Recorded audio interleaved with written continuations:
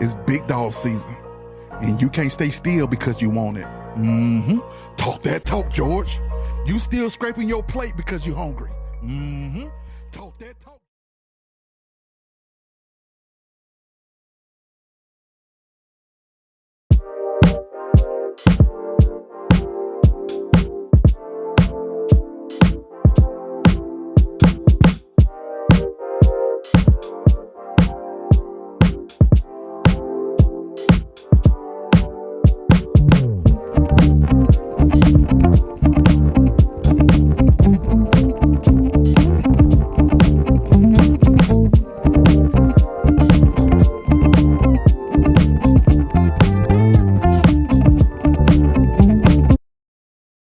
My windows are finally completed on my house. I love how they came out.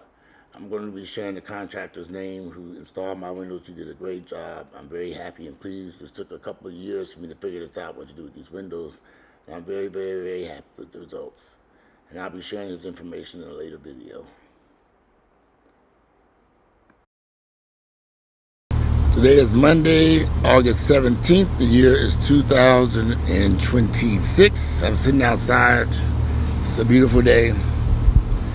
I'm sitting outside on the deck, enjoying this beautiful weather before I get ready to go to physical therapy. So earlier this year, on July 29th, a report came out that Atlanta's HIV infection rate is unacceptably high as federal funding shifts. Atlanta HIV rates remain high amid federal funding shifts. So, researchers at Emory School of Medicine warned that Atlanta HIV rates remain unacceptably high as reported, federal funding cuts are on the way. Roll Call recently reported that $46 million in federal CDC funding will shift from community organizations to state and local health departments. Doctors say that effective treatment exists, but community access prevents medications from reaching people who need the most medications to prevent HIV and medications to treat people living with HIV. Metro Atlanta recorded the third highest rate of new HIV diagnoses in the country, and this is in 2020 and 2021. So they're always a few years behind when they do these reports. Among those diagnosed in the area, 72% were black. Sadly, in the southeastern United States and in Atlanta in particular, we continue to see unacceptably high rates of new HIV infections. All right, so how is this possible? In an era of new medications that make people living with HIV undetectable so they cannot pass the virus on, in the era in which we have PrEP medications available in pill or shot form, you can take. They have a new PrEP medication that you can take twice a year in shot form. They also can give you HIV medications, antiviral medications in injectable form also twice a year. I believe it's twice a year. It is twice a year. But here's the catch. To take PrEP, you have to be HIV negative. If you want it in an injectable form, which is a shot twice a year, the price of that medication is over $30,000 for 1 year. That's a lot of money. Do these medicines work? Oh my goodness, they work. So if we have medicines that work to prevent people who are living with HIV from spreading HIV, the medicines work, makes them undetectable, and we have medicines for people who are not HIV positive, who are HIV negative, can take PrEP, which will prevent them from getting HIV. What's happening?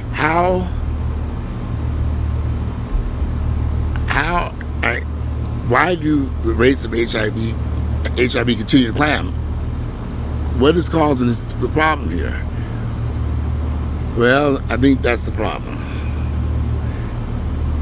Either people who are living with HIV don't know they have HIV, they don't know they have it, or two, and they're not on medication, are two people who are living with HIV who know they have it and are not taking their medications. So they're not taking their medications to become undetectable, and they cannot pass the virus on. I mean, that's got to be the two. And it also could be HIV is spread so quickly between people who are not practicing safe sex, because we know a condom could resolve all these issues, right? You can use a condom.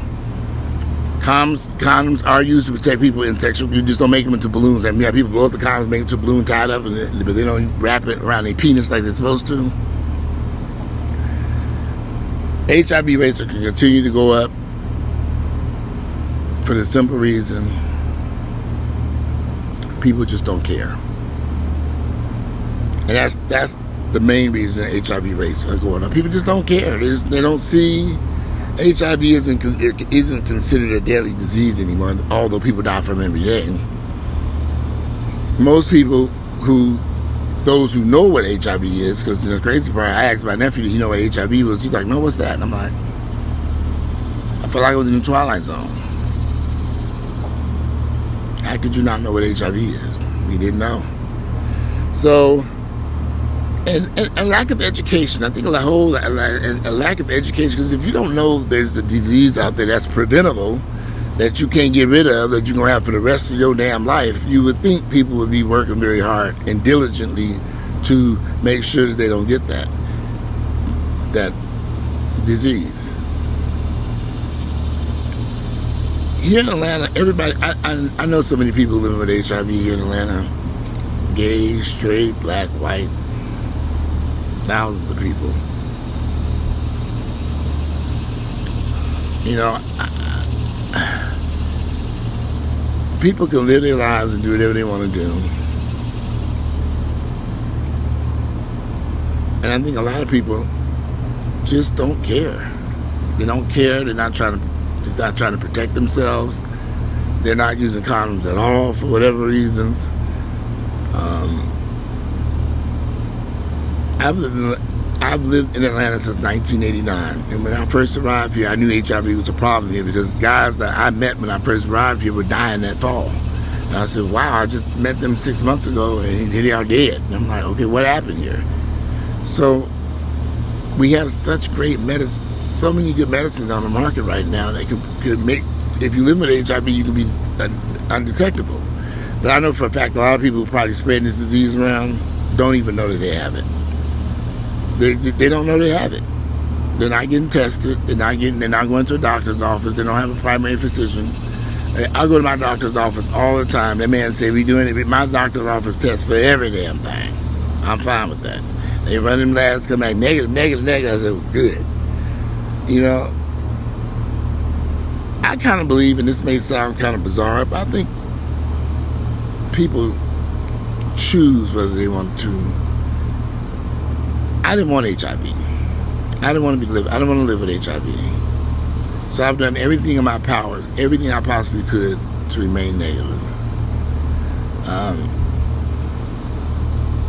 Because I didn't want that for my life.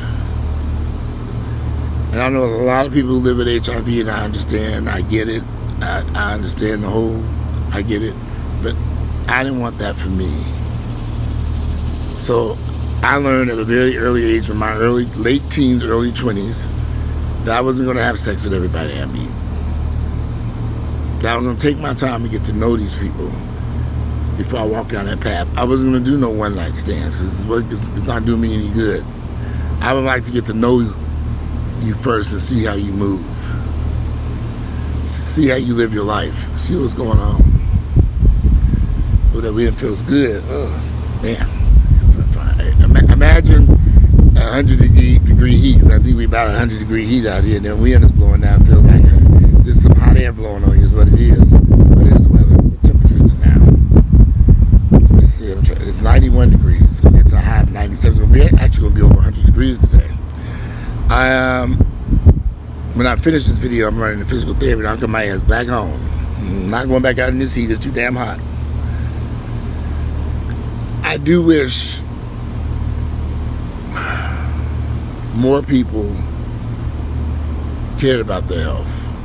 Because if you care about your health, you're going to do everything in your power to make sure that you don't end up with a disease that's preventable. It's preventable, unless you've been sexually assaulted, or maybe you got a blood transfusion, or maybe there's a medical mishap in the hospital, or you're having surgery. And so you can prevent contracting HIV if you're very smart and use protection when having sex, or get on PrEP. My goodness, the PrEP has been around since 2012, 2013. I'm on PrEP, and I ain't having sex with nobody right about now. Not a soul. I'm like, okay. And I'm fine with that, y'all. Sex is kind of overrated when you get a little bit older. Okay, yeah, I love to have some sex, but I'd rather have sex with somebody I'm in a relationship with. In relationships right now, I'm kind of looking for it's like looking for a needle in a haystack. No, I'm not pursuing a relationship with anybody right now because ain't nobody to pursue a relationship with. Okay, but I know a lot of younger guys, y'all need to be very careful and think about what you're doing. I've met so many guys who are in their early 20s who have just recently been diagnosed with HIV. And to them, it's devastating. Even though I tell them, hey, you got new medicines out there, you're going to be fine, just take your medicine. But I was watching The Polygamist, that TV show. If you haven't had a chance to see The Polygamist, the TV show, please take an opportunity to go watch that. Sit down, get you some popcorn, get you a drink, get you a glass of water, juice, whatever you want to drink, and watch that show. That was one of the most amazing shows I have seen in a long time. And it's a roller coaster ride on that damn show. I mean, I've watched it going on 3 to 4 times. I watch it at nighttime and fall asleep, and I wake up and say, what I missed? I had to start back up from the beginning and catch up. So I've been filling in pieces of the puzzle that I've missed. But over the past few weeks, I put that on and get in bed and just watch it until I fall asleep. It's an amazing show. You gotta watch it. Now, I'm wondering I don't know how they're going to eventually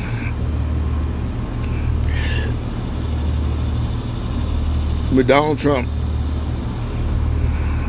cutting all this funding for HIV and AIDS in the United States, I suspect the rates are going to go sky high, and more people are going to become positive and are going to be living with HIV. It's just a matter of time. There are going to be more and more people who are living with HIV because of the funding cuts that Donald Trump, and remember that big beautiful bill where it turns out it ain't that big and beautiful. It's not that big and beautiful at all. It's a terrible bill. So when I hear people say that they don't know what HIV and AIDS, they don't know what it is. Like my nephew, who's 20 years of age, and I had to sit down and explain to him, he didn't know what it was. He never heard of it. I'm like, how could they're not teaching sex education in these schools the way I was taught sex education back in the late 80s when I was graduating high school. It's almost like they want people to contract this disease and they want them to fail. Something's not right here. I can't put my finger on it. But something seems awfully strange how they don't want to educate people, especially black people, about HIV and AIDS.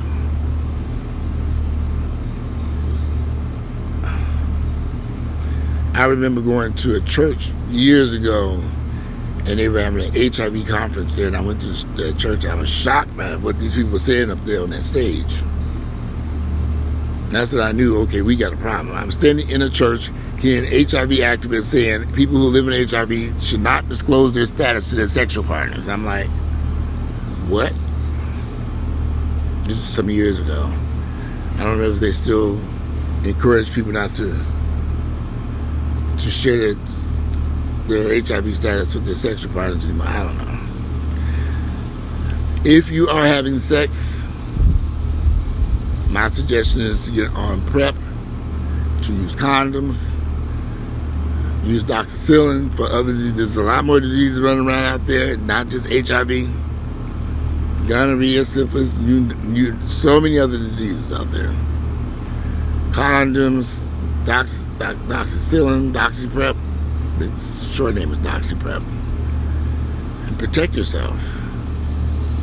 I never forget when I was in high school, I had a white teacher. She was the librarian. I used to always go down to the library and hang out there in the library and work in the media center. I told her I was positive. I told her I was gay. Why did I tell that white woman that? You're going to die of AIDS. Oh, my God, you're going to die of AIDS. I'm just like 1986, 87. I'm like, what?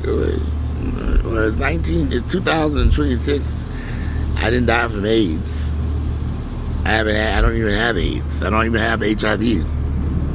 I remember thinking this woman kind of cuckoo petty crazy. But that's the fear people have. There's this sad, unfortunate belief that everybody black and gay is positive, and that's not accurate. I know a lot of people who live with HIV, and I know a lot of people who are not living with HIV. I'm one of them. I'm negative, and I'm going to stay that way too. And I always have these conversations with my friends who are looking to date people, and they always bring up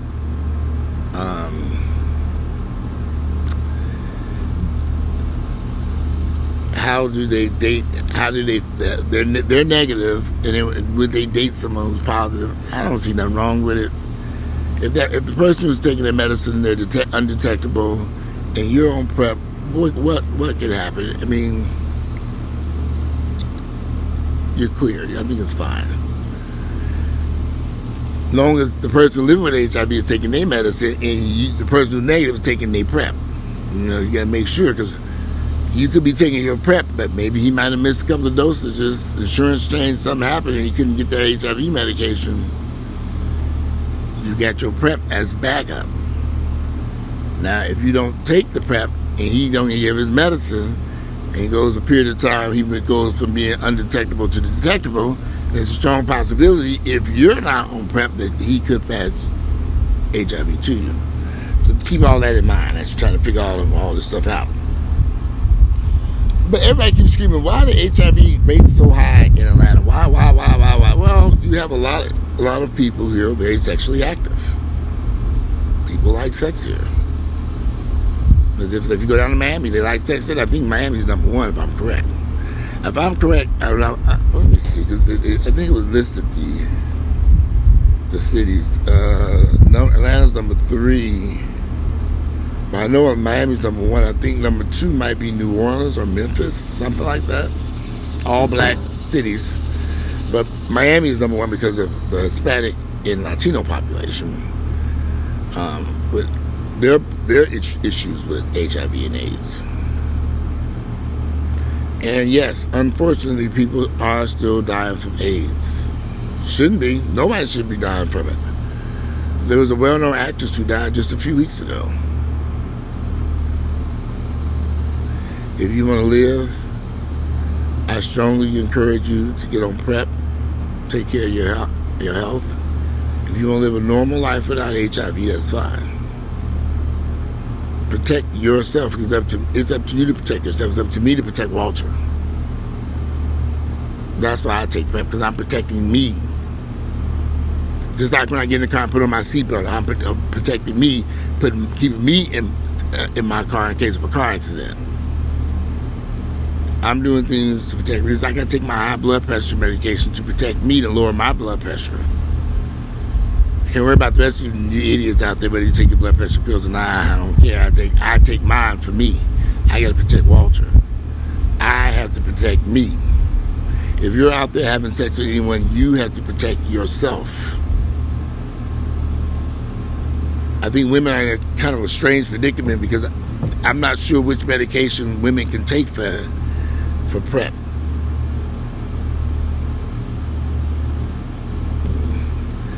I don't know. I've seen stuff say that women women shouldn't take this medication. I think that was the Descovy. I think there's multiple forms of PrEP. Can't list them all. I don't know them all. I take Descovy. I was taking Truvada. Anyway, in the next few weeks, I'm going to do an interview with a young lady who's been fighting the HIV battle ever since she was diagnosed with HIV. And we're going to sit down and do a video. And I want you all to meet her. I think she is an amazing person. And she's working really hard to let people know that living with how to live with HIV, take your medication, be undetected. But she lives a normal life. She has kids. She goes through the same trials and tribulations we all go through. Just living a normal life here in America with Trump as president. Well, I'm going to conclude this video because I need to get dressed and get on my way to physical therapy. I'm back to walking again. I can go up and down the stairs normally. I'm going to do a video of me doing the funky chicken dance in a minute. In the daytime when I get up, my leg is fine because I slept all night. I get up, I walk around normally, but as the day goes on, my leg gets incredibly tired. So last night I went to Lifetime Fitness. I got in the jacuzzi and I got in the pool and I just exercised my leg and exercised. And I came out feeling great, came home, took a shower, took my pain medicines, mainly ibuprofen. I had to take something because at the end of the day, my leg is so tired and exhausted. And my knee is fine now, so just getting back to normal. It's been a long, hot summer. Going to get even hotter. It's supposed to be even hotter today. Anyway, this concludes today's video. I look forward to doing so. I'm trying to get back to doing the video day. Y'all bear with me. It's been a long summer. You had to get my mind right. The last 2 years have been crazy. Today is Monday, August 17th. The year is 2026. And maybe later on this evening when I get back from physical therapy, I can do another video. I'm out. I'll speak to y'all later.